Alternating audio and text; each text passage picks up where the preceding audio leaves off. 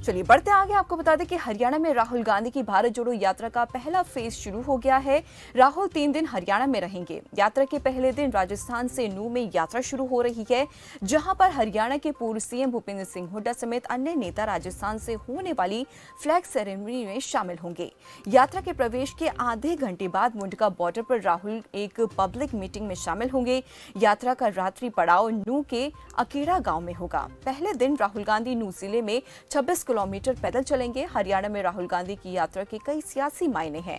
पहला, सूबे में कांग्रेस 2 टर्म से सत्ता से दूर हो रही है। अब इस यात्रा के जरिए राहुल गांधी कांग्रेस के गिरते जनाधार को बढ़ाने में संजीवनी की तरह काम करेंगे। इसके साथ ही राहुल की यात्रा से बीजेपी की सत्ता विरोधी लहर को भी हवा मिलेगी।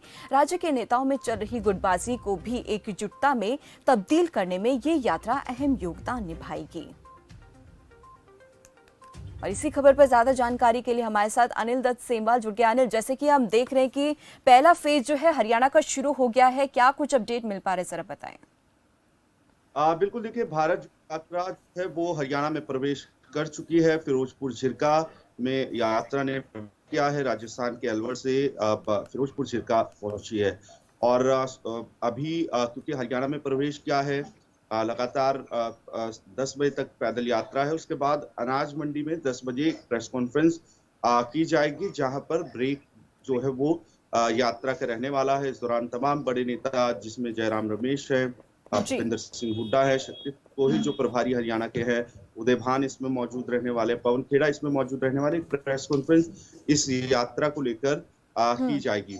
यात्रा आज जो है वो रात्रि ठहराव जो है वो नूंह में रहने वाला है। उसके बाद फिर यात्रा जो है कल सुबह 6 बजे शुरू होगी और सोहना में कल 22 तारीख को जो है वो रात्रि ठहराव रहने वाला है। जी। उसके बाद 23 तारीख को ये बाद में प्रवेश करेगी बल्लभगढ़ से। और 20 तारीख को एक बड़ा कार्यक्रम जो है, बड़ी रैली जो है वो भी फरीदाबाद में रखी गई है। 23 तारीख को फरीदाबाद में ही नाइट स्टे रहेगा। इसके बाद पलवल से होते हुए ये यात्रा जो है वो दिल्ली वापस पहुंचेगी। पहले दिन 3 दिन जो है वो भारत जोड़ो यात्रा हरियाणा में रहेगी पहले फेज में। और इसके बाद जो दूसरा फेज है वो उसके तहत 6 जनवरी से फिर हरियाणा में जो भारत जोड़ो यात्रा है वो प्रवेश करेगी। 7 तारीख को पानीपत में एक बड़ी रैली जो है वो की जाएगी। कुरुक्षेत्र अंबाला होते हुए ये जो रैली है वो करेगी। जी।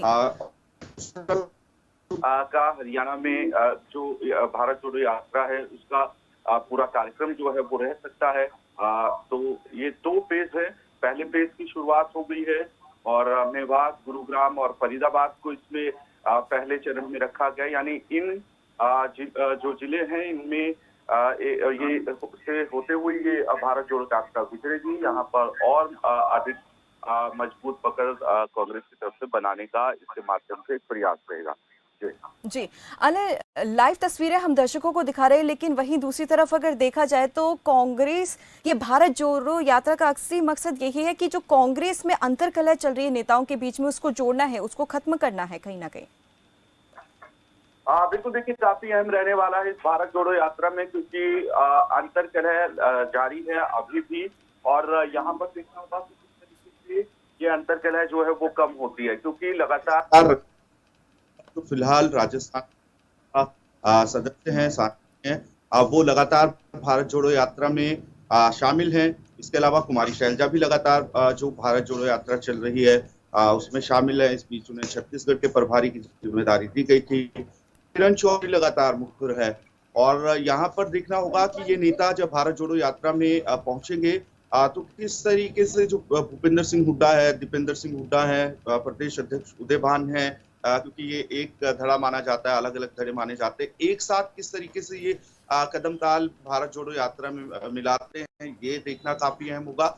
और साथ ही ये देखना काफी अहम होगा हरियाणा कांग्रेस के बीच लगातार चली आ रही फूट है या धड़ेबाजी है, उसको किस तरीके से कम करने का प्रयास करते हैं और किस तरीके का मैसेज हरियाणा कांग्रेस के नेताओं के लिए उनकी तरफ से रहता है। जी। अनिल, भारत जोड़ो यात्रा चल रही है, लेकिन ऐसे में आने वाले चुनावों में कितनी महत्वपूर्ण साबित हो सकती है या कितना बड़ा योगदान इस बार रह सकता है इस भारत जोड़ो यात्रा का आने वाले चुनावों में, हरियाणा की बात की जाए तो? बिल्कुल देखिए, लगातार भारत जोड़ो यात्रा चल रही है। 105वां दिन है आज राहुल गांधी की भारत जोड़ो यात्रा का। कई प्रदेशों को इसमें कवर किया गया है। दूसरा चरण भी होगा। उस दूसरे चरण में देखना होगा कौन कौन से राज्य कवर होते हैं। हरियाणा में इसका देखना होगा कि कितना असर रहता है, क्योंकि हरियाणा में 2024 में लोकसभा चुनाव पूरे देश में होने हैं और 2024 में ही हरियाणा जी। विधानसभा के भी चुनाव होने हैं। हम्म। अभी जिस तरीके से जिलों को कवर करने का प्रयास है, मेवात को कवर किया है, गुरुग्राम को और फरीदाबाद को कवर किया गया है। हालांकि मेवात में कांग्रेस की अभी स्थिति अच्छी है। गुरुग्राम और फरीदाबाद में इस भारत जोड़ो यात्रा का देखना होगा कितना प्रभाव पड़ता है। उसके बाद जब दूसरा चरण शुरू होगा, यानी 6 जनवरी से, जी। उसमें करनाल है, पानीपत उसमें है, साथ ही अंबाला उसमें रहने वाला है। यानी जीटी रोड बेल्ट की वो बेल्ट है जहां पर अभी कांग्रेस उतनी मजबूत नहीं है पिछले 2 चुनाव से। तो इन क्षेत्रों को ठीक है। दूसरे चरण में भारत जोड़ो यात्रा के तहत कवर किया जाएगा।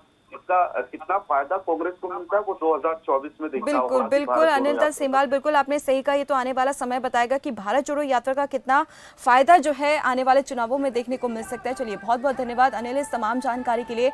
तो जैसे कि हमारे संवाददाता ने भी जानकारी दी है, आप तस्वीरों भी लगातार जो है देख सकते हैं कि भारत जोड़ो यात्रा जो है हरियाणा में एंट्री कर चुकी है। 3 दिन तक ये यात्रा हरियाणा में रहने वाली है और बहुत बड़ा अहम योगदान जो है कहीं ना कहीं इस भारत जोड़ो यात्रा का हरियाणा के आने वाले चुनावों में हो सकता है। वहीं आपको ये भी जानकारी दे दे कि इस भारत जोड़ो यात्रा को लेकर राहुल गांधी एक प्रेस कॉन्फ्रेंस भी कर सकते हैं।